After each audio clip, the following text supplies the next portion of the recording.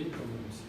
Iarna hartul înălțată pe să zefinci vietul zilul zikroi, zilisi, mozextat, obstaza, râstă, oaie, igetahe râstă, igrisca hakshire cu zige, икшук зло слуги. Добрый день, присаживайтесь. Ну что, мы с вами продолжаем изучать Священное Писание Ветхого Завета, Слово Божие, и практически подходим к завершению изучения книги Исход. Совершенно верно. Мы с вами на прошлом занятии так или иначе освоили 10 глав, 23, да, кажется, по 33 главу. У вас было домашнее задание прочитать. Ну как, Марк, впечатление? Ну, очень интересно. Закон, древние законы. Строго, насколько строго было все, да? Как предупреждал, но... Ничего похожего не нашли, Марк, из того, что уже знали? Ну, если сравнивать с Новым Заветом... Ну вот смотрите, мы с вами знакомимся с пятокнижием Моисея, которое мы говорили, у иудеев носит название Тора, то есть закон. Почему закон? Потому что во всех 5 книгах описывается приобщение человечества к законодательству. Ну, собственно говоря, к Синайскому как кульминации, но заключение завета, Ветхого Завета с Творцом, и людям даруется закон Божий. Скрижали и то, что помимо них, да, совершенно верно. И отношение людей к закону, мы с вами об этом говорили, оно далеко и непростое, сложное, драматическое в какие-то этапы, да, человеческой жизни. Чем характеризуется? Характеризуется тем, что человек закон исполнить так и не смог. Да, на протяжении ни одного, ни 2, ни 3 поколений, на протяжении многих поколений выполнить закон человечества как в лице отдельных народов, личностей, так и в лице всего общества, всей цивилизации выполнить не смог. Тем не менее, закон существовал и существует, как вы видите, да, и является мерилом человеческой жизни, человеческой мысли, человеческого поведения, человеческой деятельности. И мерилом каким? Оно все время показывает, что человек чему-то не соответствует. Постоянно. Вот казалось бы, вот старается, вот казалось бы, вот совсем немного осталось, но постоянно чему-то не соответствует. Закон всегда находит в человеческой природе ущербность. Почему? Конечно, наличие греха. Грех обличается законом. Всегда. А нет человека, который живет и не совершает. Мы с вами об этом говорили. И вот еще до Моисея мы с вами изучали книгу Иова, достаточно древнюю книгу, да, которая о чем нам говорит? Что с самых первых времен люди понимали, что они грешны по своей природе. То есть не только потому, что что-то не то сделали, что-то не то съели, как-то не так сказали, куда-то не так повернулись и так далее, и так далее. Нет, не только поэтому. Грех наличествует в самой человеческой природе. И он что делает? Он передается из поколения в поколение. Вирус такой. Да, вот такая предрасположенность передается, а дальше уже каждый совершает личные какие-то проступки, которые обличаются законом. Преступление совершается. Что мы знаем о наказании? Какого рода наказание за грехи? Разные были наказания. Да. Но тем не менее, всякий грех приводит к смерти. Совершенно верно. Всякий грех ведет к смерти. Наказание за преступление – смерть. И вот получается такой замкнутый круг, когда, простите, Иов говорит о том, что я знаю, что я грешен, да, своим друзьям. Я знаю, что моя человеческая природа греховна, но как мне из этого выйти? А они, ничтоже сумняшися с точки зрения нравственного закона, в котором уважаемый Кант говорил, что он написан на сердце человека, да, они ему вот все вменяли. Согрешил ты, значит и наказан. Ну что ты ропщешь, вот там, или умри, или раскайся, или что-то вот сделай, но не ропщи. Иов все пытался разорвать этот замкнутый круг. В конечном счете у него это получилось. Потому что апеллировал Иов к кому? К людям, к пророкам, к ритуалам, к религиям. Апеллировал он непосредственно к Творцу. И не чьи-то глаза, говорит он, а мои видят Искупителя. Да? То есть это мессианская книга о том, как будет решена вот эта вот проблема преступления, грех, закон, смерть. Как вот решить этот вопрос? Мы с вами изучаем Ветхий Завет, но постоянно апеллируем к новому. По какой причине мы это с вами делаем? Вот в прошлый раз мы с вами говорили о законе и благодати. Да? Потому что там было наказание, а здесь уже искупление. Там 3000 было убито, здесь 2000 было. Да. Там было это, потом здесь это. Аналогично. Да. Такие противопоставления, параллельные, да, мы наблюдали в прошлый раз, совершенно верно. Ну вот давайте посмотрим, что говорит апостол Павел.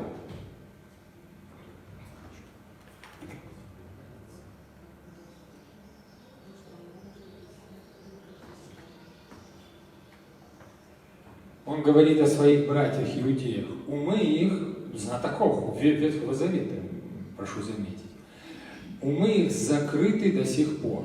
То есть они видят ту же самую Библию, что и мы, да? Умы закрыты до сих пор. Когда они читают Ветхий Завет, покрывало остается не снятым. Ну, вы знаете, это традиция надевать покрывало, да, во время молитвы. Потому что оно может быть снято только... Да, только Христом. По сегодняшний день, когда читают вот Моисея, сердца их закрыты покрывалом. То есть он вот этот образ, когда надевают, применил к сердцу. А что значит сердце закрыто? Значит, человек не понимает. Потому что в древности источником мудрости предполагалось не пустая зачастую голова, а сердце.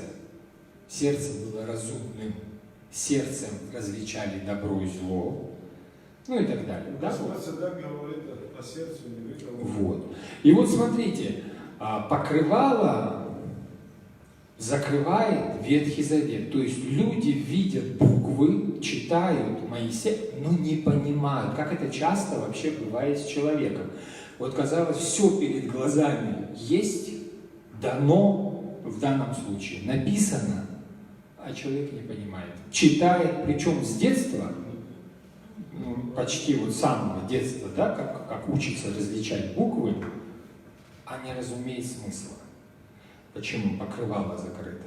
Вот для того мы обращаемся к Евангелию, для того мы обращаемся к Новому Завету, чтобы это покрывало снимать, чтобы не становиться буквоедами, да, вот не ходить с этой книжкой и, так сказать, вот, провозглашать всем, как нужно жить согласно правилам Библии.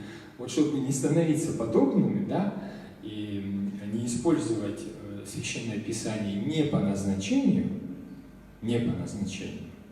все-таки красной нитью в Священном Писании проложена только одна тема. Какая? Спасение человека. Это не трактат о зоологии, биологии, географии, истории, хотя мы можем подчеркнуть какие-то косвенные, да, но Библия говорит о том, как спасен человек. Она не говорит о том, кто, где, когда жил, какие формы, социальные институты, там, политические и прочие существовали, какие экономические взаимоотношения были. Она об этом не говорит. Она говорит о человеческом спасении. То есть, что человека изъять из среды греха, рабства греха. Вот чтобы он был свободен. Чтобы человек был святым. Это же так просто. Да? Это просто. Это мы делаем сложным. Нам помогает дьявол. Да? Нам помогает дьявол. Мы используем закон так, как, простите, обезьяна использует револьвер. То есть постоянно стреляем в себя или в окружающих. Да? Закон мы используем именно так. У нас другого назначения закона нет. А вот как сделать так, чтобы, обличая грех, оставаться живым, это первое. Примириться с Богом, а соответственно и со всем творением, это второе, да? Стать детьми Божьими и стать наследниками Его Царства, не какой-то идеальной республики, королевства, там, я не знаю, княжества, герцогства и так далее. Нет. Его Царство. Вот об этом говорит Священное Писание. Наша с вами задача снять покрывало, чтобы мы ярко увидели, четко услышали, о чем говорит Слово Божие. Я хочу привести в пример, дабы не быть голословным. Вот, здесь у нас есть такой учитель церкви Ориген, наверное, известный некоторым. Вот, он жил в III веке.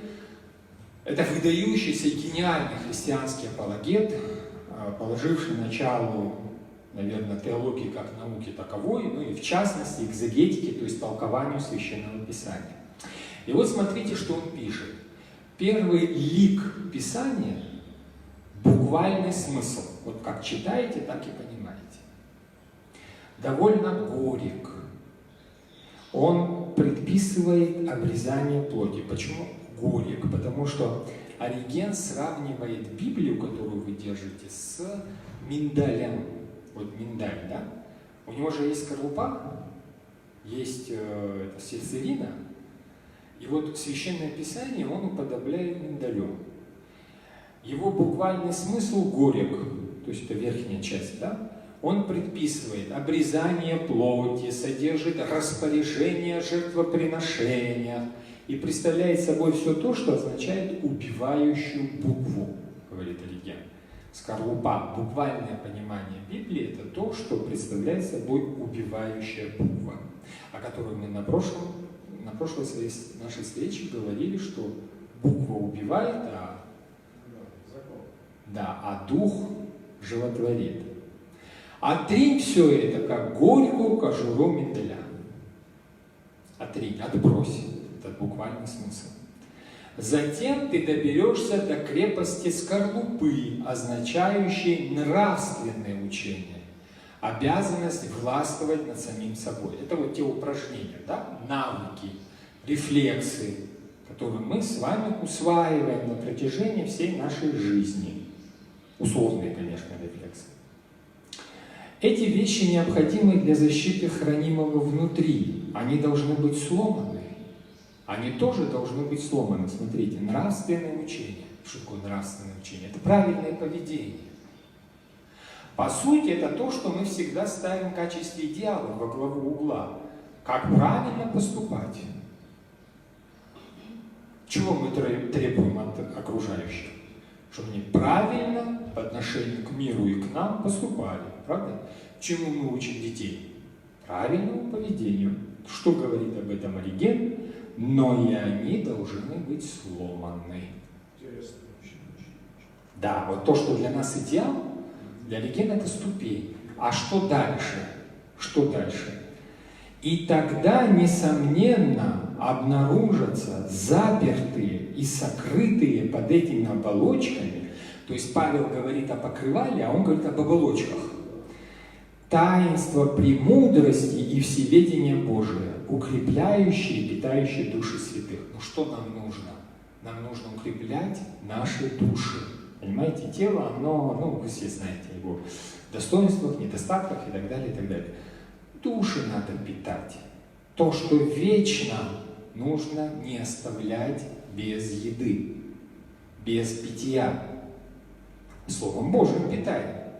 Сквозь все Писание вырисовывается тройное таинство. То есть вот эта горькая оболочка, это буквальный смысл, нравственность, но это тоже скорлупа, проломив которую мы переходим к мудрости Божьей. А о мудрости Божьей мы уже говорили с вами. Его слова – это не наши слова. Его мысли не наши мысли. Соответственно, его дела не наши дела. Но наши дела какие? Вот один известный пророк проповедовал Ниневии, что она за грехи будет уничтожена. Вот. Это хорошо, что вы читаете Священное Писание. А жители покаялись. Покаялись, пост на себя наложили, изменились. Ну и город не был уничтожен. И смотрите, пророк Божий, он что сделал? Он возревновал не о Боге, не о жителях. Он возревновал о своем пророчестве. Как это оно не сбылось?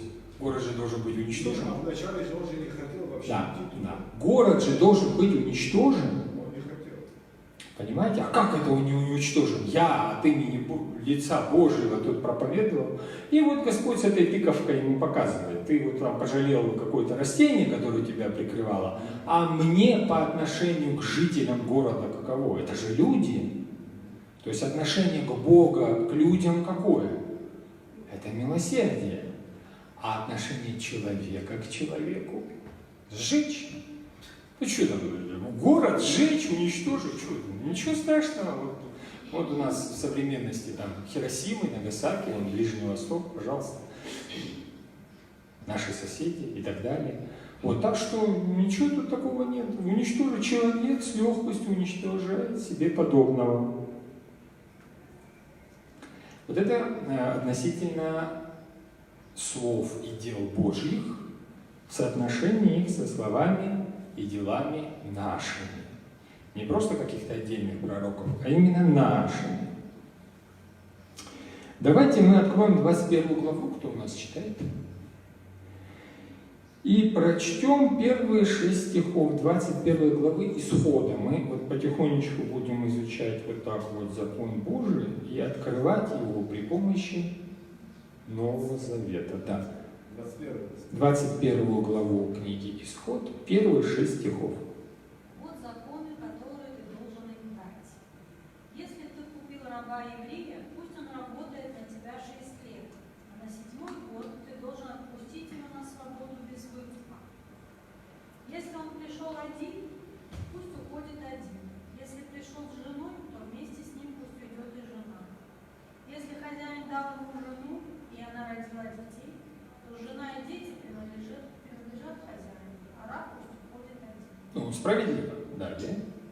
Если раб скажет: я привязан к хозяину, жене и детям, не хочу на свободу, то пусть хозяин подведет его к Богу, пусть подведет его к двери и к дверному косяку, и там проходит ему ухо шилом. Тогда Вот сделается его рабом навсегда. Да. Если... Спасибо. Да, спасибо. Вот одно из предписаний. Да? Вот так начинается у нас 21 глава. То есть декалог мы с вами уже проходили, 10 заповедей мы с вами проходили. Вот теперь начинается закон. Тора. Регламентирует, унифицирует человеческую жизнь. Ну, это рабовладельческий еще строй, люди имеют рабов. Вот. Еврей долгое время не может находиться или всю жизнь находиться рабом, да, становиться рабом. Почему? Потому что он служит Богу. И Израиль выделен из общей среды. Поэтому пожизненно держать человека рабом нельзя. Закон дает возможность человеку, иудею, освободиться, выйти из иго рабства. Когда 6 лет работать, 7-й год отпускается. Вот то же самое касалось там неимущественных споров, да, 7 по 7, 49 лет. У нас, по-моему, сейчас, да, аренда на 49 лет. Вот это в Ветхом Завете как раз и описано. 7 седьмин земля находится у кого-то, 50-й год юбилейный, священники трубят в трубы, и вся земля возвращается к тем, у кого была куплена. То есть нельзя владеть пожизненно чужой землей. Она не может переходить другие колена, рода и так далее. И она возвращается. Вот так она была разделена при Иисусе Навине. Что мы здесь читаем? Вот предписание, вот закон. Вот это условно статья закона из 6 пунктов, которые мы точно так же условно разделили. Итак, ты покупаешь раба еврея. Ну, покупаешь ты iPhone, машину, еще что-то, животное. Покупаешь или слугу себе, раба. Он 6 лет работает, а на 7-й без всякого выкупа, ничего тебе не выплачивая, он на тебя работал, это и есть выкуп, он освобождается. 7-й год, почему? Это год покоя. Это год покоя, когда не сеют, не жнут, да, оставляют для неимущих поля и виноградники.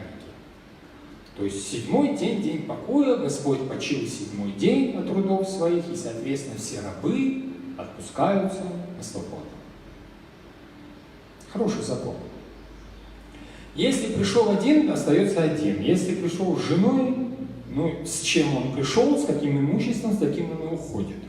Если хозяин дает жену, ну, соответственно, извините, жена остается, да, ну, у женщины, вы же понимаете, статус несколько был иной. Мы говорим о людях в патриархальную эпоху. Женщины и дети, они немножечко за скобками. Друг человека. Если раб говорит, мы не знаем, бывают ли такие ситуации, когда раб, ну кто смотрел сериал «Рабыня Изаура», не знаю, вы там видели это, нет? Когда раб говорит, я очень люблю своего господина, не хочу уходить, останусь в рабстве, здесь ведь так хорошо. Ну, может быть, есть такие хозяева, кто его знает, да, может быть, бывает, вот. Я не хочу, я хочу остаться. Ну, а тут еще есть один фактор немаловажный. Жена и дети, семья-то остается, предположим, если она дана хозяевам. И вот он говорит, я люблю своего господина. Знаете, какая любовь, да, у господина? Это же хорошо. Да, я люблю своего господина, вот. И не хочу становиться свободным. Господин должен привести его к судьям или к Всевышнему. Судьям, да, чтобы свидетели были, это же не просто так делается, да, статус меняется. То есть по закону, по Торе человек должен стать свободным. Но он говорит, не хочу, хочу остаться рабом. Тогда нужны свидетели, судьи, он приводит его, подводит к двери или дверному косяку. Опять у нас косяк. Давайте вспомним, где у нас дверной косяк еще фигурировал. Выход был из Египта. Называли некроли косяки. Для чего? Чтобы не убил ангел ночью. Совершенно верно. Ангел смерти проходил, уничтожая всех первенцев Израиля, и вот тогда кровь нужна была, да? И эта кровь оказалась кровь агнца пасхального, которого заклали, а косяки помазали. Мы с вами говорили, что косяк — это символ креста, у него такая же структура, такая же внешняя форма, и это тоже был прообраз. И смотрите, у нас опять косяк. Прокалывается ухо шилом, мочка. Туда обязательно что-то вставляется. Отсюда вот эта вот традиция носить. Да. Оно что? Символ власти над тобой. Раб имеет проколотую мочку, да? Вот, что-то вставляется, чтобы она не зажила, потому что это всегда должно свидетельствовать, да? Вот. И все, и он остается на всю жизнь. Сам выбрал как бы свою участь. Ну, слушайте, прекрасное предписание. Вот можно прочесть, перевернуть страницу и забыть. Можно же так сделать? А можно, согласно тому, что говорит апостол Павел, чуть-чуть приподнять покрывало, или согласно тому, что говорит Ориген, когда мы колем орехи. Ну, давайте ударим по этому орешку знания, и, возможно, из расколотого ореха мы что-то увидим. О чем здесь может идти речь?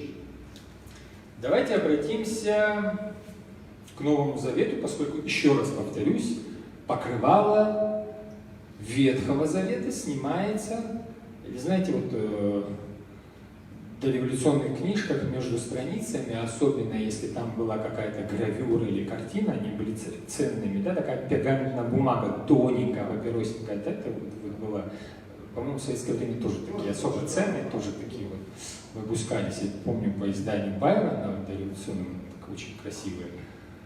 Так надо перевернуть ее, чтобы увидеть. Давайте вспомним Новый Завет Господа нашего Иисуса Христа. Вспомним Гефсиманское моление. Что произошло в Гефсиманском саду? Он молился о чаше. Что он говорит? Чтобы эта чаша страданий, которую там он должен испить, прошла мимо. Но молится он об этом. Устами молится об этом, как человек, который никак человек не хочет, да, страдать. Это не свойственно человеку страдать, испытывать страдания, но добавляет очень интересную фразу, которая свидетельствует не о нем и не об Отце.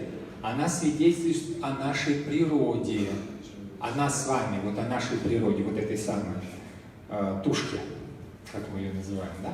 О чем эта тушка говорит? Она хочет жить, она не хочет выполнять волю Божию. Но он сын, и он добавляет, но пусть будет не моя воля, а твоя. Вот этого мы не добавляем в своей жизни. То есть мы говорим, дай мне то, дай мне это, хочу туда, хочу сюда. Ну что, мы проявляем наш эгоизм. Вот. С штандартом идем. Да? И вот если там падаем куда-то в расселины, ушибаемся, ну дай Бог, что не погибаем, то еще Бога виним, окружающих виним. Но это что? Мы работаем, эта мельница крутится на благо нашего эгоизма, да, нашей греховной природе. И вот то, что мы каждый раз на службе читаем, причем по нескольку раз в молитве «Отче наш», что там говорится? Пусть будет воля моя? Твоя. Да, твоя. Почему она в эту молитву вставлена? Сам Господь дал эту молитву ученикам. Почему она там присутствует? Потому что человеческая природа всегда говорит, да будет воля моя. Ты там, я-то знаю, что мне нужно. Вот.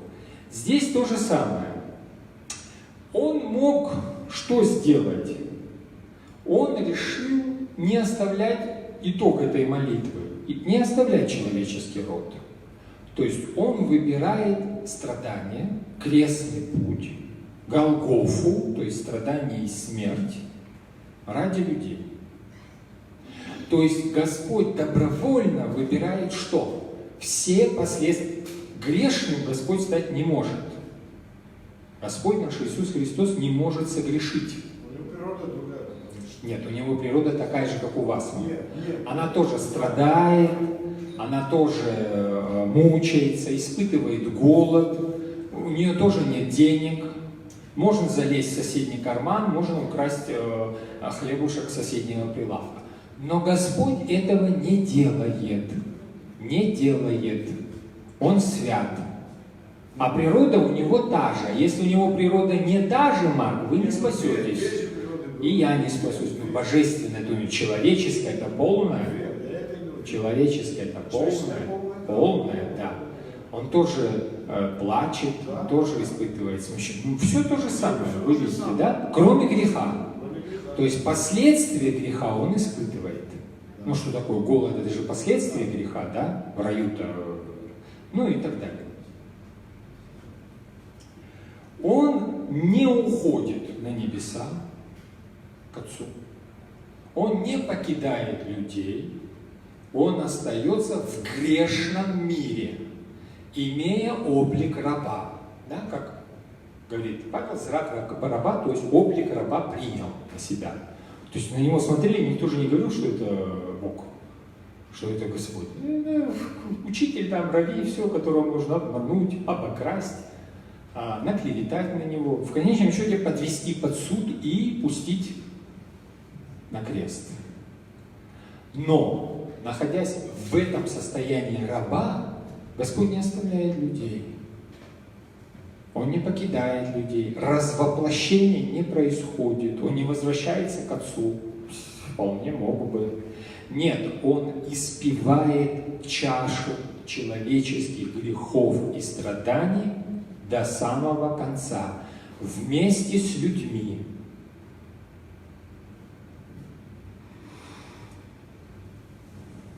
Священное Писание говорит, что он пришел на землю как человек и смирил себя и был покорным до смерти, причем смерти на кресте. Царь, Творец неба и земли, давший этот самый закон, давший эти 2 скрижали собственноручно Моисею, смирил себя, был покорным до смерти, как раб, полностью как раб. Все свои божественные привилегии оставил как бы за чертой, не использовал.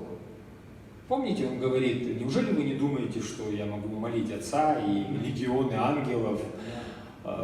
Вы поверьте, легионы ангелов – это не римские легионы. Человечеству в масштабах нашей не просто планеты, но и Вселенной мало не покажется, нигде и никак, и ни под каким видом, ни соусом. Но ничего такого нет. Покрывало раба накинуто на божественную природу. Вот это истощание, которое человеческий ум не может понять, как это божество присутствует в человечестве. Как это? Да еще вот так. Смирение.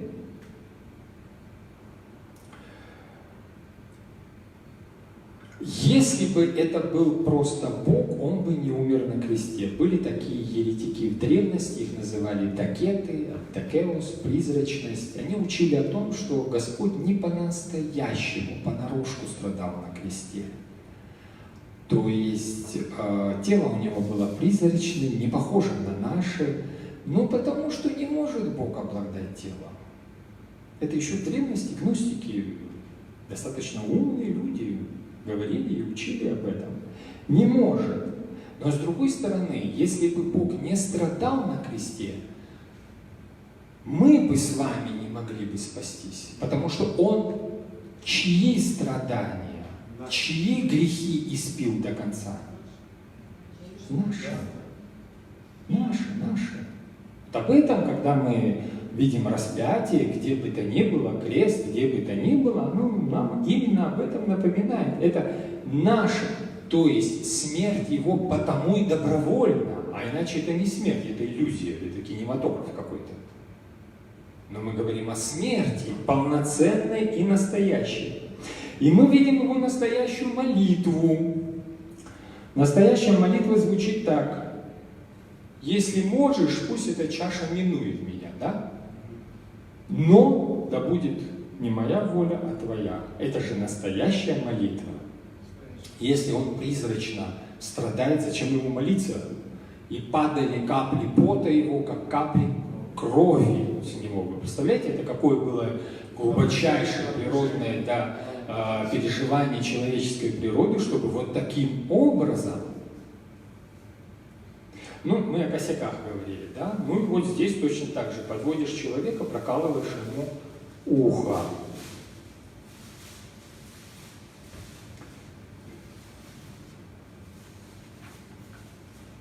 Итак, Господь наш получает выбор.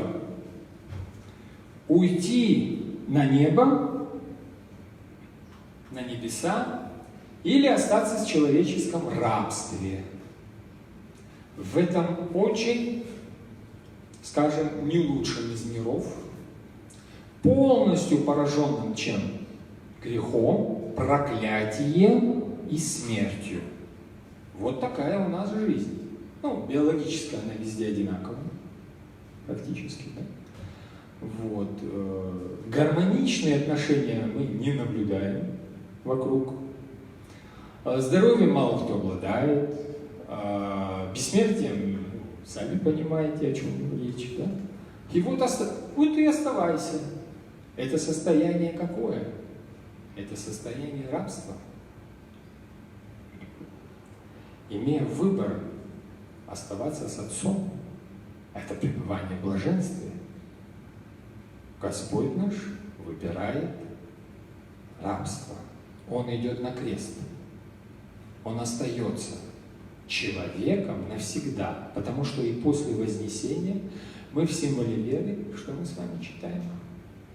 Вошедшего на небеса и сидящего, ну не божественная же природа имеется в виду, человеческая зашла, человеческая садится справа. То есть нахождение с человеческой тварной природой, ее соединение с нетварной, теперь вечное. Теперь вечное. Илья у нас в Ветхом Завете, как обычно, прообраз, но вовсе не решение проблемы. Почему? Почему Господь решил остаться? В чем причина? Когда именно остаться? Вот, в Гефсимании, на Голгофе, в аду, куда он спустился. С грехом покончить. А причина боговоплощения?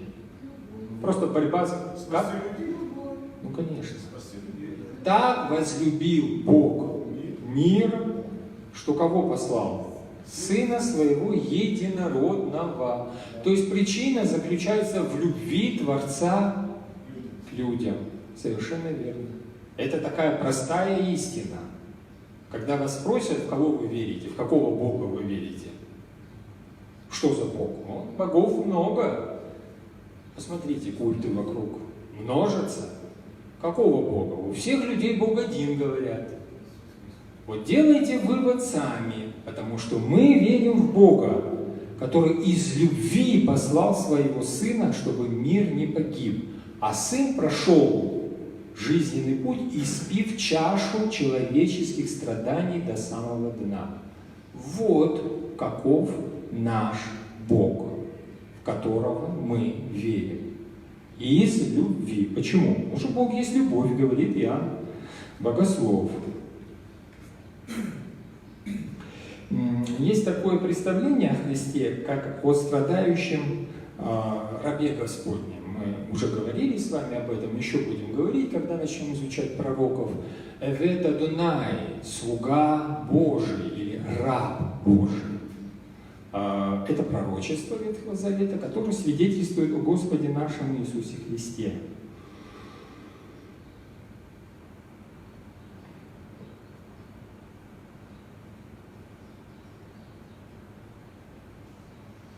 Что касается мочки уха и крови, тоже интересный образ. Книга Исход, 29 глава. Вот она говорит, вот что ты должен совершить над ними. Над кем? Помазание священства. Вы читали об этом, да? Как появляется первое священство в дальнейшем Иерусалимского храма, но здесь, в пустыне, священство от потомков Аарона. Первый первосвященник у нас брат Моисея Аарон и колено Левия, левиты. Каким образом он посвящается? Инициация. Ты совершишь над ними, чтобы осветить их мне в священнике. То, что мы называем сейчас рукоположением. Заколи овна, то есть опять ягненок, возьми крови его и возложи на край правого уха Ааронова и на край правого уха его сыновей, да, священников, и на большой палец правой руки их, и на большой палец правой ноги покропи кровью жертвенника. Мы с вами говорили, овен, неважно, овен, ягненок, там, козел, телец, кто бы он ни был. Все это материя для совершения жертвоприношения. Они символизируют кого?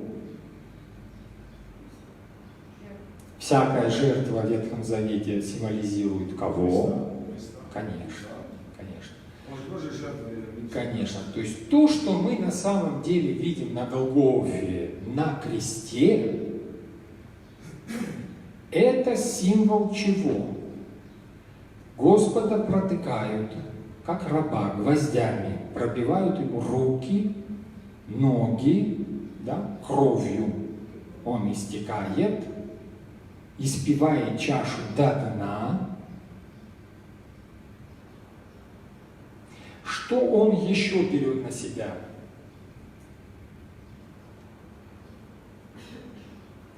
Он берет на себя состояние богооставленности.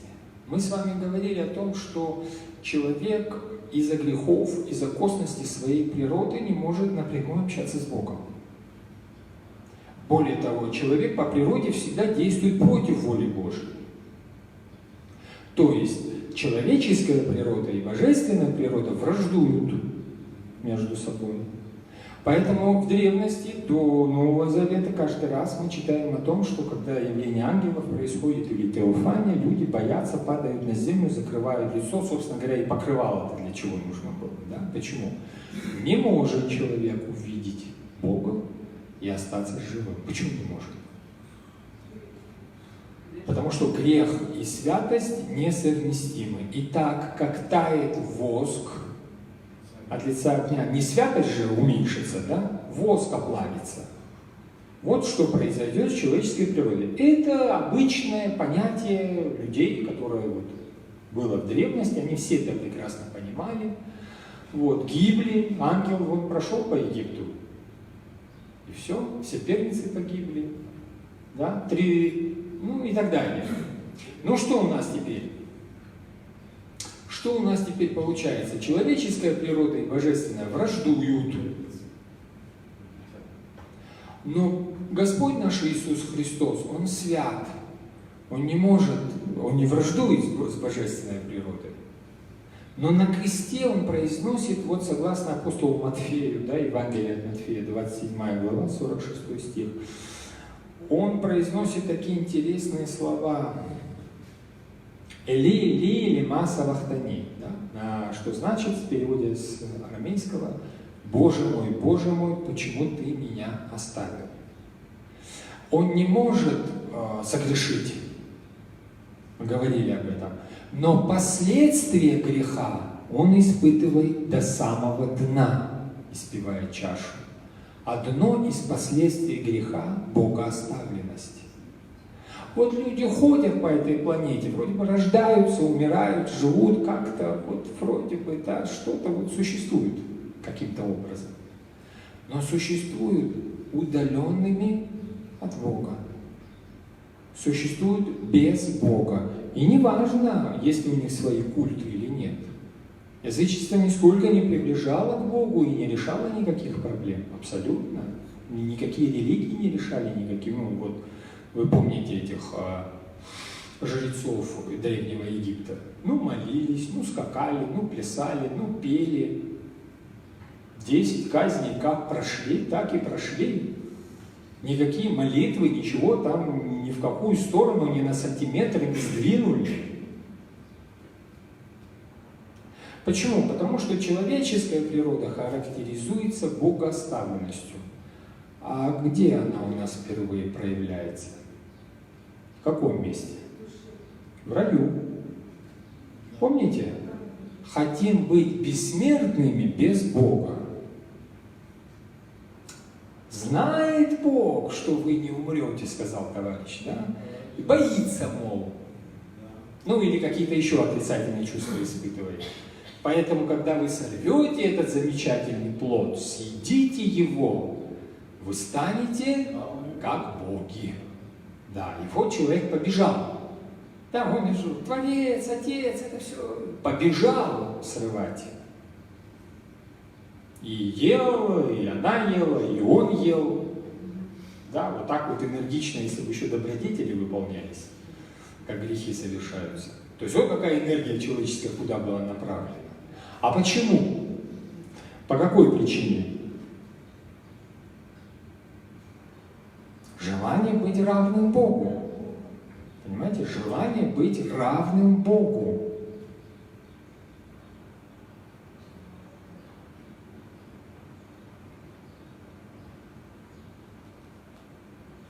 Это желание привело к богооставленности. Христос богооставленным не был. Но добровольно ради людей Он испытывает это состояние. Точно так же, как и смерть. Он не должен умирать, Он без греха. Но добровольно предает себя смерти. Добровольно точно так же предает себя состоянию Бога оставленности. Я надеюсь, вы понимаете, к чему я веду. Тот самый раб, который добровольно, из любви, остается с женой и детьми, это Христос. Вот к чему все эти примеры. В Гефсиманском саду он ведет себя как слуга. Он может уйти на небо, он может прекратить это воплощение, он может прекратить это страдание. Почему он должен страдать? Ради чего он должен страдать? Он может стать свободным от греха. Ведь он свободен от него, он может освободиться от его последствий. Он может все это оставить. Каждый человек, когда изменяется окружающая среда, может сказать: да ну вас всех с вашими проблемами, обстоятельствами жизненными и так далее, и так далее. Каждый человек имеет такой выбор.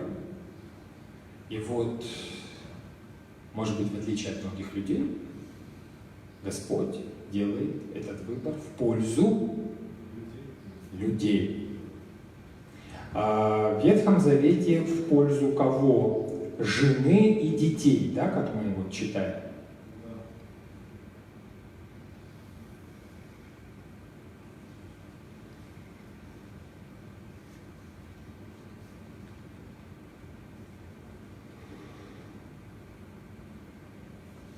Ну, собственно говоря, результатом этой верности было воскресение.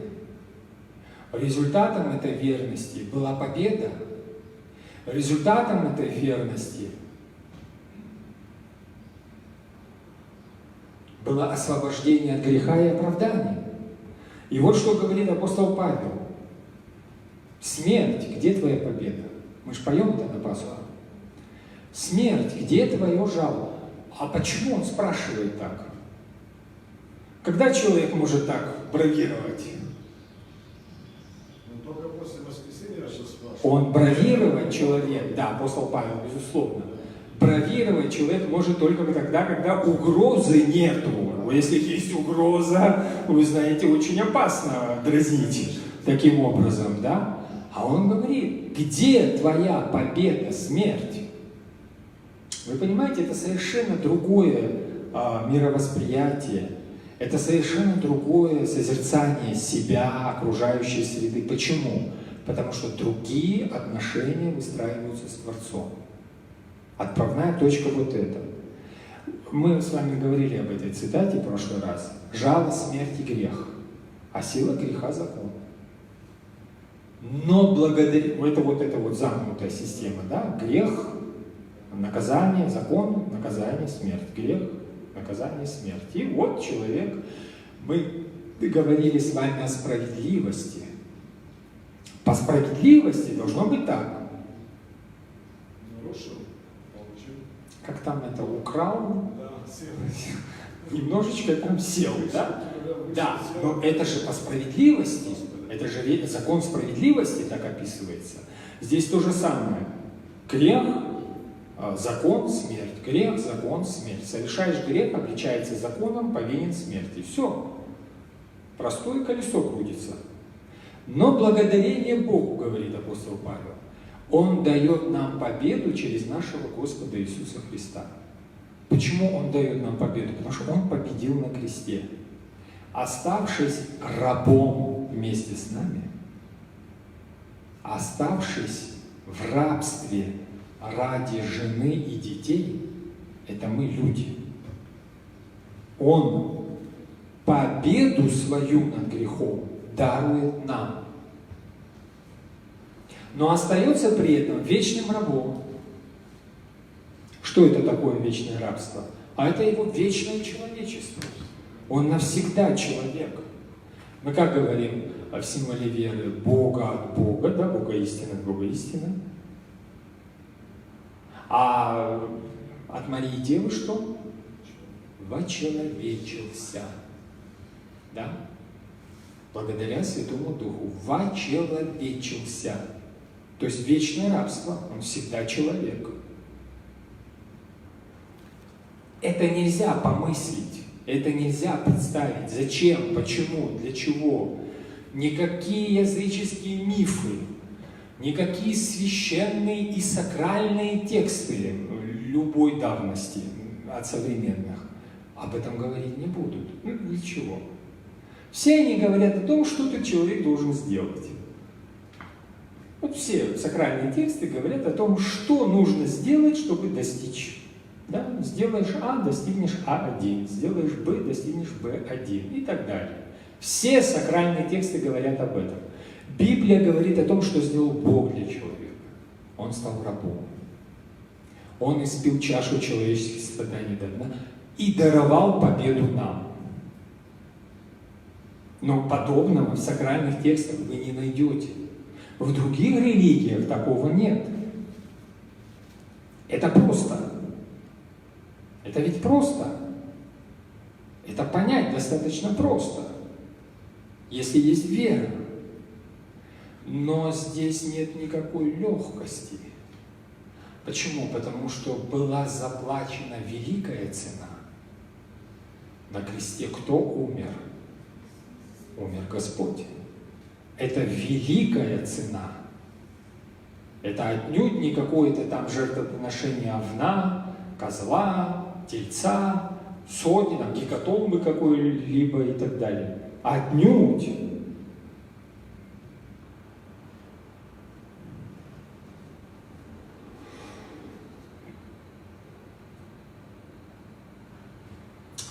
Ну, он раб. Господь раб ради людей.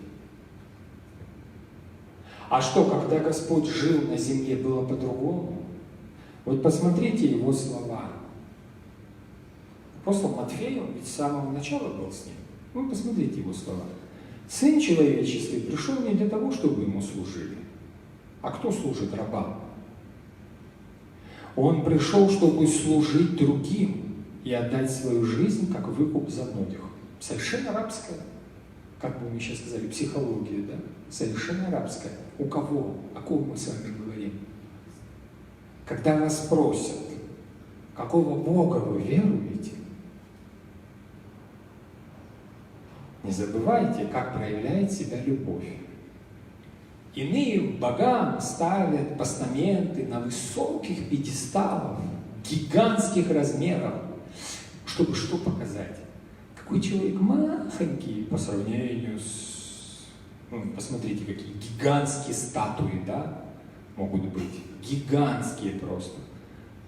Господь Иисус Христос не таков.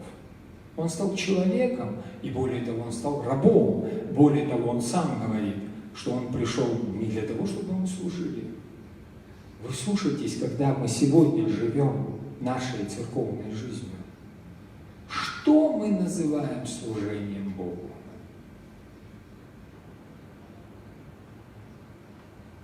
Я не буду обобщать, каждый отвечает на этот вопрос самостоятельно. Что мы называем служением Господу? Что мы требуем для служения Богу? И смотрите, что говорит Господь. Я пришел, чтобы служить другим. Я пришел, чтобы служить другим. Я пришел, чтобы отдать свою жизнь как выкуп за многих. Ну, тут имеется в виду всех. Он не пришел, чтобы ему служили.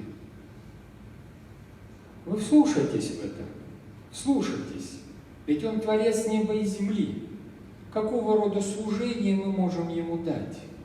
Какого рода служение? Как? Закон выполнять и молиться. Закон выполнять. Замечательно. Замечательно. То есть, что у нас первичнее теперь для христиан? Закон или благодать?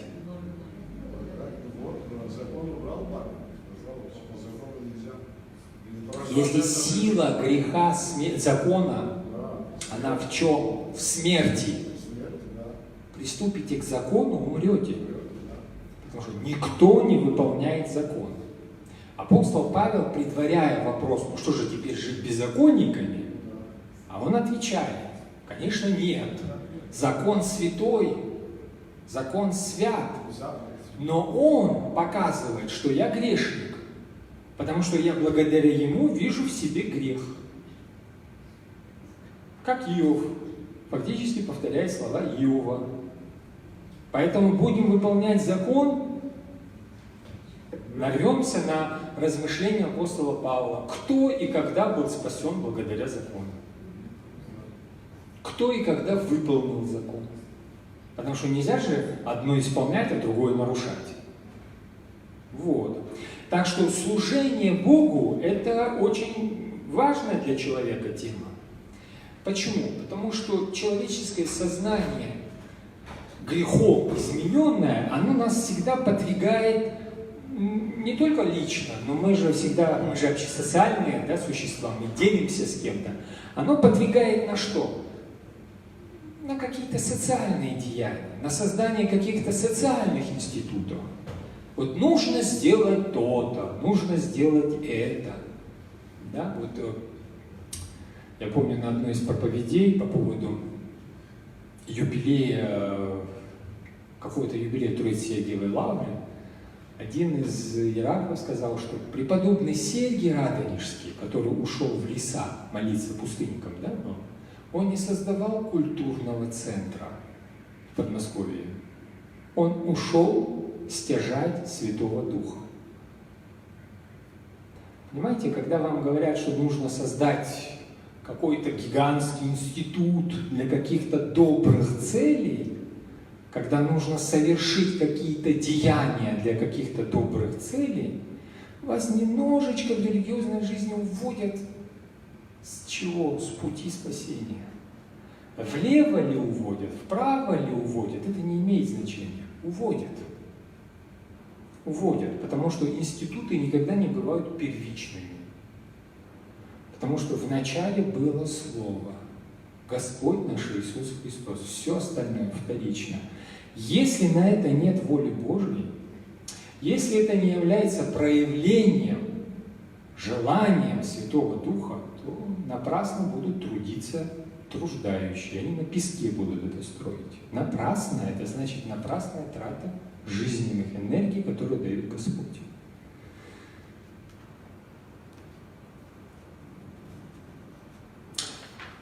Итак, служение. Кому служение? Служение нам. Чего нам не хватает, чтобы Господь нам служил?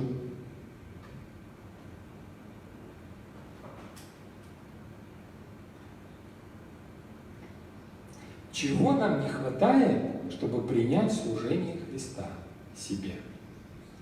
Господь, который нас оправдал, Господь, который за нас пострадал, Господь, который нас осветил. А мы все ходим, как дети неродные, какие-то за околицей, вот. И как чужие какие-то вот все бродим. Почему, тоже непонятно. Что-то нам мешает в этом служении Бога людям. Я не говорю о служении людей Богу, это отдельная тема, о которой мы говорить будем чуть позже. Ну, конечно, ну, конечно. Это вот слова апостола кого? Петра. В Евангелии от Иоанна, да, вот что он говорит. Вы помните, в Сионской горнице, Тайная вечеря, мы Великий Четверг это все вспоминаем. Ты никогда не вымоешь моих ног. Петр, он, знаете, он любил как с опломбом что-нибудь такое сказать, и потом долго-долго об этом раскаиваться, да. Мы пойдем с тобой и умрем, заявляет он, да, там еще что такое. Я тебя никогда не откажусь, да, и тут же при крике петуха, вот, ну, часто с человеком случается, ну, эмоциональный такой человек, вот, любит как-то, да, живой такой, вот, не то, что там что-то себе сидит и думает, вот, с такой вот открытой душой. Ты никогда не вымоешь моих ног. Конечно, это же учитель. Это же великий учитель. Как ноги он? Почему не вымоешь моих ног? Потому что обязанность мыть ноги были в Древнем Израиле у рабов. И были не просто рабы, абы какие, а рабы как бы каста неприкасаемых. Почему? Потому что человек, ну вы представляете, да, это Ближний Восток, человек ходил в сандалиях, либо босой, либо в сандалиях, да, какая-то обувь. Туда садилась пыль, грязь, нечистота. А там не просто была грязь с улицы, да, которая смывается, она еще носила характер ритуальной нечистоты. Поэтому нельзя было войти в храм, не омывшись. Всегда была эта купальня, где омывали руки, ноги и так далее. То есть ну, нельзя было подходить. Это ритуальная нечистота. Раб, который мыл ноги, смывал ритуальную нечистоту, сам был нечист. Он только для этих целей и для каких-то таких хозяйственных нужд и использовался. Кто говорит: я омою тебе ноги?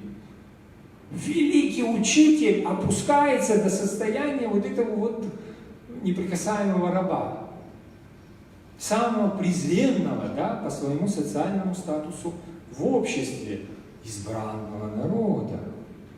Да как же это так? Ну, можно понять Петра, вы поймите его, да, как это вот. И он кричит: ты никогда не вымоешь ног. Иисус ему отвечает: вот теперь смотрите. Если я не омою тебя, то у тебя нет со мной ничего общего. Если Господь не служит нам, не мы служим Господу. Если мы не позволяем Богу быть в нашей жизни, руководить нашей жизнью, действовать в нашей жизни, быть полноценно присутствующим. Это ведь, простите, но во всех аскетических творениях, зачем люди уходили в монастыри?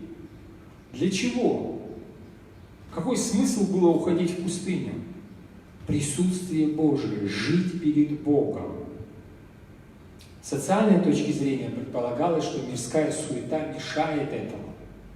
Жить в присутствии Божьем. Что может быть еще, да, вот, более?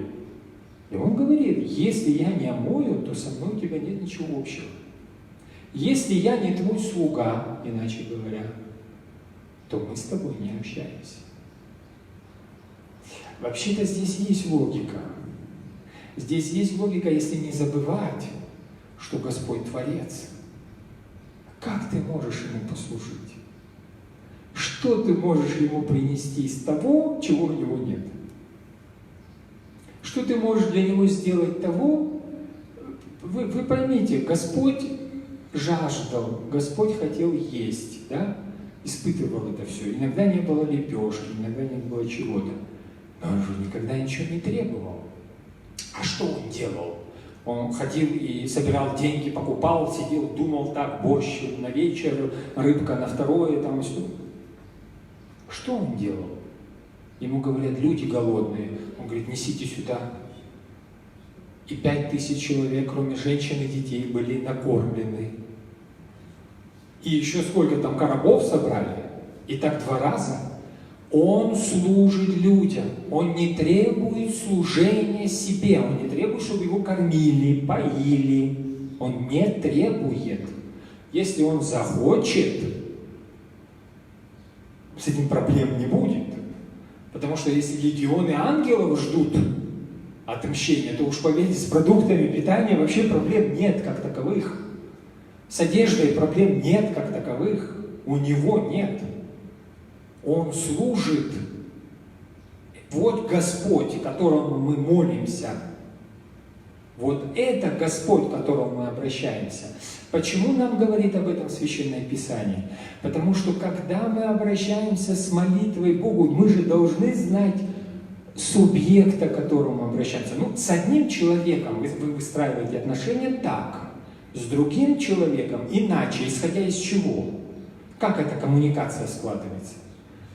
Исходя из того, между какими субъектами возникает эта связь, учитывая характер, социальный статус и так далее, и так далее. Вот когда мы молимся, что мы там себе представляем? Какого Бога? Грозного судью, могучего вседержителя, пантократора. Кого? Человека и Бога, который кормил голодных, служил всем, ничего себе не требовал и ради всех остался в рабстве и умер на кресте. Вот образ, который дает его откровение. Когда мы молимся, не рисунки, да, и картинки в голове надо представлять. Против этой мультипликации в голове очень часто выступают наши святые отцы, слава Богу, да? Но что взамен? Рисовать образы в голове не надо. Но к кому ты обращаешься? Ведь молитва – это не монолог. Знаете, есть такая анекдотическая история. Один религиозный деятель подбрасывает деньги вверх и говорит: Господи, что наверх, то тебе, а что вниз, то мне. Да? Ну вот как бы вот такой подход как бы интересный, да? Но это монолог. Это монолог. А наша молитва – это диалог. Диалог у нас что предполагает? Конечно, если ты кому-то обращаешься, то предполагается, что тебе кто-то и отвечает. Понимаете, общаться со стенкой, общаться с дверью, общаться с деревом, ну, конечно, можно, кто-то, может, вот так и поступает, но как-то вот общаться нужно с тем, по образу которого ты создан. По образу кого мы созданы? Вот Господь этот образ и нам открыл. Симон ответил: тогда, Господи, ну раз так, да, говорит, тогда и голову мне обои руки. Максималист он у нас. Все, давай тогда, ну, вот если это условие. Смотрите, что говорит ему Иисус. А мытого нет нужды омыть. Это не только к Петру отношение имеет. Это и к нам с вами имеет отношение. Мы, правда, в это не верим. Мы в это не верим. Мы не верим, что мы омытые. Мы после крещения не верим, что мы омытые. Мы очень в причастии не верим, что мы омытые. Мы всегда кто? Грешники. Правильно. Мы всегда грешники. Вот Господь говорит: омытого нет нужды мыть. Разве только ноги, так как все его тело чисто. Почему у человека тело чисто? Ну здесь же не о грязи речь идет. Не о пыли. Почему все тело чисто? Потому что Бог стал человеком. Потому что Он воспринял вот эту самую природу, не какую-то другую, не с какими-то другими частями тела, другими процессами на клеточном уровне, какими-то другими там группами крови. Ну, специфику мы же можем придумать ее себе, да? Это не Супермен. Это не киборг. Это человек. А мытого нет нужды мыть, только ноги. Ведь вы чисты. Слушайтесь в эти слова Господа. Это не мои слова. Это не я где-то там вычитал у кого-то. Ведь вы чисты. Хотя и не все. Он знал, кто предаст его, и потому сказал, что не все чисты.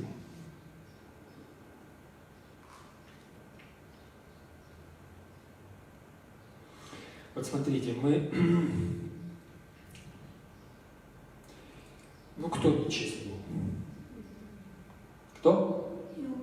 Иуда, да. Нечист был Иуда. Человек, который разменял мессианство и благодать на политическую деятельность, да? Думал, что Христос откроет царство новое, освободит от рабства, от римлян освободит. А ничего подобного не произошло. И продал. Не был чистым. Не верил во Христа. Не верил в Машиаха. Не верил в Мессию. Не верил. Верил в свободный Израиль, благоденствие израильского народа, в доброго, хорошего царя. Ничего не напоминает? А сегодня такие же чаяния. Кому сегодня нужна вера в Бога, о котором мы говорим и проповедуем? Благоденствие, государство, благополучие, общество, социальная стабильность. Где они? Их не видели наши отцы и деды? кто их увидит в будущем? Но мы живем под влиянием этих иллюзий. Почему живем, непонятно. Вроде взрослые люди, вроде даже уже далеко взрослые, а все играем в эти игры, которые играли наши предки. Все играли. Итак, чтобы позволить Христу служить нам, нам нужно смирение. А где его взять? Как к этому прийти? Мы что хотим чаще всего? Мы хотим Господу что-то отдать, что-то Ему принести, сделать какое-то великое дело. Ну, например, во имя Господа помочь большому количеству страждущих. Что это недостойно похвалы? Да, еще бы. Да, ради Господа построить огромные храмы и великолепные монастыри. И украсить их так, чтобы соседи завидовали. Но разве недостойно похвалы? Друзья мои, это же богоугодные дела. Что, разве не так мы это все называем? Мы ведь именно так называем. Вот со шляпой, когда по банкирам ходим, мы же богоугодные дела, сколько грехов тебе простятся. А ты там жил, воровал, помрешь. На суд, а так хоть какое-то доброе дело сделаешь. Ну и так далее. То есть это бесконечная череда вот этих всяких выдумок очень интересных. Но на самом деле мы ничего не можем дать. Во-первых, мы духовные банкроты. Во-вторых, что ты можешь дать, если все, что на тебе и ты сам, от Него?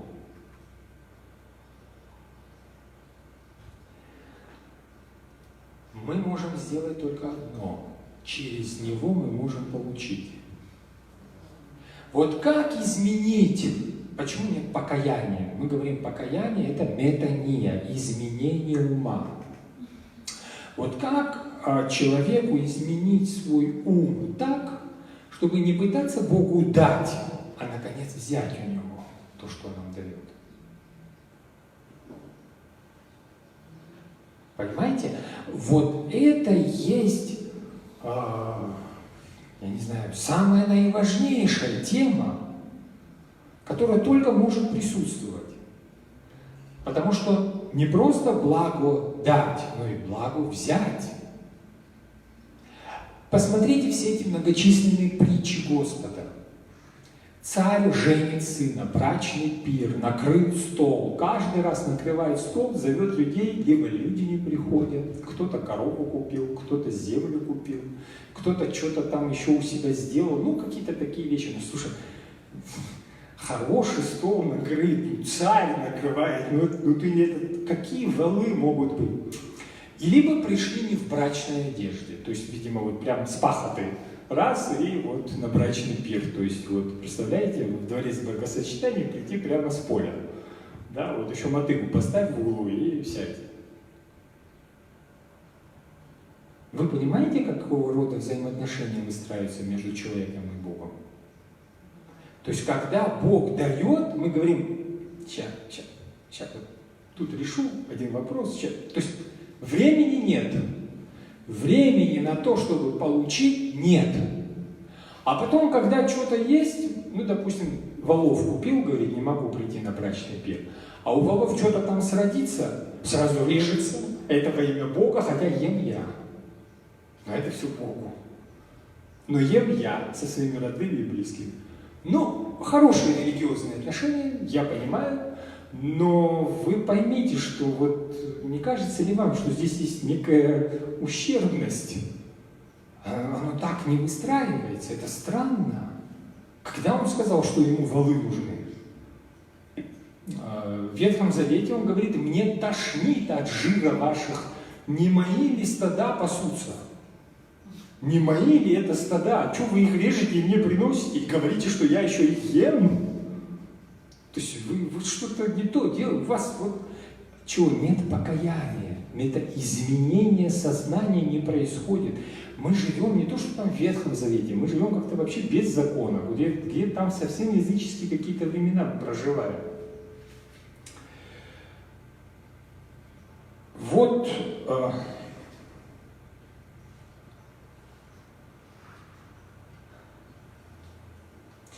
мы всегда вспоминаем притчу о талантах. Вы помните, да? Господь, уезжая,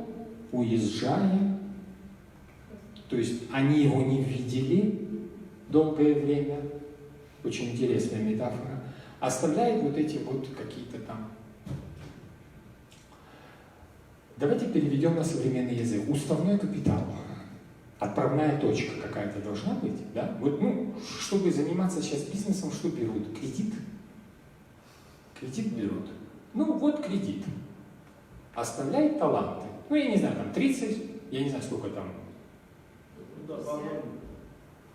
Давайте условно, 1, 3, 6. Условно. Я не знаю, сколько нужно для бизнеса. Да? 10 тысяч долларов, я не знаю, там, 30 тысяч долларов. Пожалуйста, пусть будет так. То есть притча о талантах что говорит? Когда он возвратился, ему принесли прибавленное. И он говорит, войдите в радость. То есть и это оставляет, и умножить можно только то, что он дал. Понимаете, в чем смысл? А мы к этому подходим всегда, сейчас я Господу. То есть у нас другая психология, у нас психология вот этих вот Адама и Евы, наших прародителей. Сейчас мы вот как Бог там, мы с ним на равных себя ставим. Почему? Что у нас на равных может быть с ним? Понимаете?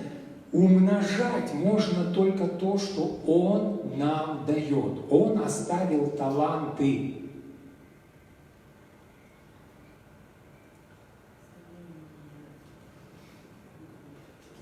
Заработать билет в Царствие Божие нельзя. Друзья мои, не важно, кто вам об этом будет говорить. Я не знаю. Сейчас уже и в церкви об этом говорят. Хоть верховный первосвященник мира, хоть наместник Христа на земле, хоть ближайший архиерей, хоть батюшка, которому вы хоть, неважно, друг, с которым вы чашку кофе выпиваете. Заработать билет Царствия Божия и потом на Роллс-Ройсе, проезжая, побибикать апостолу Петру на входе, не получится. Так не бывает. Не только потому, что человек там умирает и все прочее. В жизни своей заработать пропуск нельзя. Все, что ты имеешь, дано Богом. Соответственно, Ему все и вернешь. Можно ли зарыть таланты? То есть это получается как? Вот они есть, а я прихожу, бросаю в лицо человеку, говорю, вот твои деньги. Помните, что сделал Иуда? Он пришел и бросил эти деньги. Он не положил, ничего, бросил, и говорит, твое дело, твое дело. А помните, что в притче? Ты знал, что я беру там, где не сеял. Так надо было отдать в рост. Вот поймите, надо менять сознание, подход. Мы должны быть христианами. Если мы ничем не отличаемся от язычников и представителей других религий, которые тоже верят в какое-то единое существо, которое где-то сидит, всем справедливо управляет, сотворил этот мир, мы такие же, как и все. Это не христианство. Дай Бог, чтобы это был Ветхий Завет. Но это не христианство. Заплатить Богу, что-то там выкупить, вымолить, это не христианство. Христианство, оно не такое. Господь не так говорит об этом. Поскольку наше время уже на исходе практически, да? Когда мы говорим о Христе, мы говорим, что Он остался рабом ради жены и детей. Так пишет Моисей. Но так пишет и апостол Павел, посмотрите. Вы, мужья, говорит он, любите ваших жен, как Христос полюбил свою церковь. Что такое церковь? Экклесия, собрание. Это вы. Вы повторите несколько раз в уме эти слова, как Христос полюбил свою церковь. Мы не верим, что Он нас полюбил. Это не является объектом нашей веры. Отнюдь, мы в это не верим. Как? Нас полюбил. Нет, мы должны служить. Он самого себя отдал за нее, чтобы сделать ее святой. Свободный стал рабом, чтобы жена стала святой. И все стали святыми, очистив ее водным омовением через слово. Водное омовение, вы знаете ведь, что такое? Все мы пришли в церковь через водное омовение, баптисма, крещение. Вот что такое водное омовение. Сделал через слово, которое мы с вами изучаем, чтобы ему поставить ее перед собой. Это же невесту так ставят перед собой. Как кого? Невесту как? Что с ней делают? На нее надевают халат, да? Повязывают в робу, надевают сапоги. Нет, ее украшают. Она должна выглядеть, как, я не знаю, во всяком случае, действительно торжественной славой, чтобы поставить ее перед собой как славную церковь, не имеющую пятна или порока. В это мы не верим. Наше собрание не может быть без пятна или порока. Я вам сейчас столько о вас расскажу, особенно о некоторых. То есть, понимаете, мы же в это не верим. Давайте, мы символ веры там читаем, во что мы верим? Да не верим мы в это. Мы его выучили, и когда батюшка нам махнет, мы его, что делаем? Произносим наизусть. Но кто не знает, тому дают что? Да, а в некоторых храмах, там диакон выходит орарем, верую воистину. Да. А верят ли люди в это? То есть оно не только устами, сердцем исповедуется или нет? Церковь, не имеющая пятна или порока, это вы. Или чего-то подобного, то есть плохого, чтобы она была святой и непорочной. Это вы, друзья мои. Это вы, святые и непорочные. Точно так и мужья. Не потому непорочные, что вы так хорошо утром пояс пристегнули, или напудрились, или макияж замечательный. Не поэтому. Не в силу физиологических, физических или духовных каких-то ваших заслуг. Потому что Он вас такими ставит. Понимаете? Он вас, Он такой Бог. Он такой Бог. Не потому, что мы хорошие, потому что Он такой. Он ставит церковь без порока. Точно так и мужья должны любить своих жен. А это он уже обращается как свое собственное тело. Кто любит свою жену, любит самого себя. Но это уже понятно, да? Образ-то почему такой дается? Давайте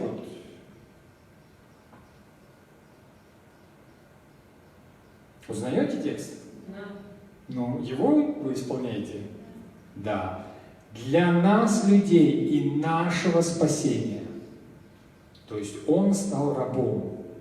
Далее, распятого за нас при Понтии Пилате, страдавшего и погребенного. И поскольку эта тема, это мы с вами только 6 стихов одного закона рассмотрели. Поскольку эта тема уже подошла к концу, то сегодня тоже вспоминали разбойника на кресте, да, как часто мы говорим. Любим мы что-то изучить в церкви, потом выходить, надув щеки, что-то там за пределами церкви вещать. Любим, все мы проходим через это. Это мы такие, да, мы такие. И говорим, кто не крестится водою и Духом Святым, тот не войдет в Царствие Божие. Первым, кто вошел в Царствие Божие, без всякого воды. Мы там себе придумали, крестились своей кровью, там что-то, много было мучеников, которые не принимали крещения, а вот в виде страдания христиан себя тоже объявляли, их убивали, и вот это святые мученики нашей церкви.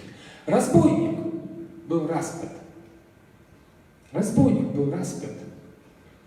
Вокруг него были распяты 2 разбойника.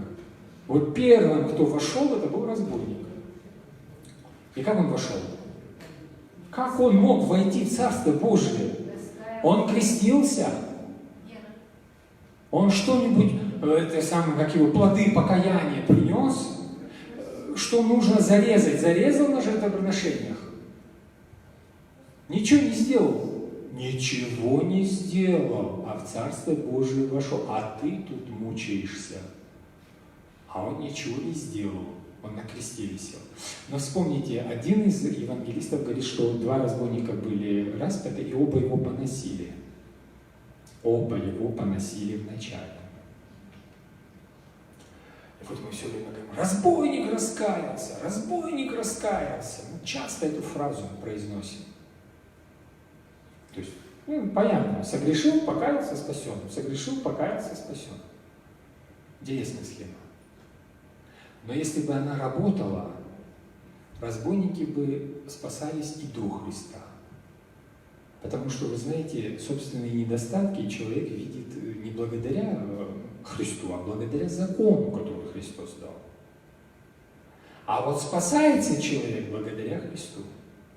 То есть о собственных недостатках и нарушениях закона человек знал тысячелетия до всех этих ритуалов, которые мы с вами сегодня отправляем. Мы забываем вот всю эту историю, если мы восстановим хронологию событий, как принято говорить. Христа распяли, потом делят эти одежды. Да? Он же фразы произносит на кресте. Господи, Господи, Ты оставил меня, почему Ты меня оставил? Эти висят, поносят его. А проходящие говорят, если ты царь Израиля, садись с креста. Эти его поносят. И вот перед фразой «свершилось и испустил дух» он произносит еще одни слова. «Отче, прости им, ибо не ведают, что творят». После этой фразы один из разбойников говорит другому: «Оставь сейчас. Мы с тобой действительно согрешили, а он невиновный». И, повернув голову, говорит ему, что ему говорит? «Помяни меня, когда придешь во Царствие Твоем». И Христос, даже вися на кресте, продолжает служить. Он тот самый Авет Адонай, раб Господень. Он служит людям. Он, умирая, сам говорит: «Говорю тебе ныне, ныне будешь со мной в раю». Это же совершенно другая хронология. Разбойник раскаялся. Да что вы говорите? Мало их каялось на крестах. Особенно вот это вот восстание Спартака, когда всю дорогу в Рим выстроили, там, я не знаю, сколько тысяч их распяли. Да? Мало ли их каялось? А что вдруг разбойник вошел? Христос пришел к разбойнику. Не разбойник на кресте приблизился ко Христу посредством своих страданий. Нет. Страдая, Христос поднялся к разбойнику, чтобы даже из этих 2 хотя бы одного вытащить. И произносит он какую фразу? «Прости им». Они его убивают, они его прибили, они его одежду делят. Прости им, они променяли на разбойника ворагу. Такой вообще очень интересный обмен, да? Он говорит: прости им. То есть его прощение покрывает все наши грехи с горкой. Какие бы они ни были, люди убивают его. А он говорит: прости им, они не ведают, у них нет этого ведения. Что говорить о них? У нас какое ведение? Мы какого Бога исповедуем? Поэтому смирение разбойника. Он позволил Христу ему послужить перед последним мгновением жизни самого Христа. Смирение разбойника. Он же мог ругаться, как тот. А, все, умру. Мог же. И ты тут еще один, вот это самое, Мессия. Сколько, кстати, их было, да? Еще один. Нет, он говорит, помяни. Почему? Он увидел его прощение. Так прощать не может человек. Такое может делать только Бог. Потому что мы помним с вами другие случаи из Евангелия. Например, блудницу, которую привели. Что он сказал? Ну, каким грехом ты согрешила? Что? Где твои обвинители? Спрашивает он. Нет их, и я тебя не осуждаю. Иди и впредь не греши. Поймите, что прежде. Прежде его благодать и любовь. Потом мы начинаем брать этот талант и развивать его, как добродетель, покаяние, доброделание, гостеприимство, добрых помыслов, служение друг другу, любви. Почему? Потому что то, что я справедливости, то, что я перечисляю, это имена Божьи, это Его свойства. Он их нам дает в качестве талантов. Наша задача их взять и приумножить, но наша задача их взять у Него, дать Ему возможность их нам передать. Как эта женщина, которая сколько лет страдала кровотечением, но сказала себе, если я просто прикоснусь к Нему, я исцелею. Он останавливается и говорит, кто прикоснулся, из меня сила вышла. То есть я тут, это что означает? Я тут мучаюсь с этой проповедью, никто меня не слушает. Вы вспомните, он в своих родных городах не мог никого исцелить, потому что в него не верили. Да? А тут кто-то толкнул там сзади, и сила из меня вышла. Они говорят, ты что, ненормальная? Тут тебя толпа толкает. Эти говорят. Он говорит, нет, кто-то прикоснулся. И она увидела, что раскрылась. Подошла и упала. Он говорит, встань, женщина, вера твоя спасла тебя. Ты взяла то, что я им пытаюсь дать, они не берут. А тебе я не давал? Да? А вспомните другой случай. Жена сирофиникиянка, у которой болел ребенок. Она идет и кричит, идет и кричит. Он говорит, я ради тех, кто идет с ним, иудеев, чистокровных. Он говорит, я не пришел собак спасать там. Все. С собаками называют. А она все кричит, помоги. Он говорит, нехорошо забрать у детей и дать собакам. Представляете, язычников, вот как иудеи, он также назвал собакам. И она ему говорит, и собаки кушают то, что у детей со стола падает. А вот женщина такой веры, он же это не ей говорит, и не себе. Он это вот этим, которые вокруг иудеям, которых гордыня не позволяла ему служить им. Он говорит ради них. Такой веры я не видел в Израиле. Она кто? Она сирофиникиянка. Это там вот по побережью мы с вами говорили, да, вот эти финикийцы, там служители Астарта, еще чего-то, ну, язычники, вот карфагенские эти бывшие колонии. Давайте позволим Господу послужить нам. Если есть вопросы, если их нет, мы помолимся. Понятно, конечно.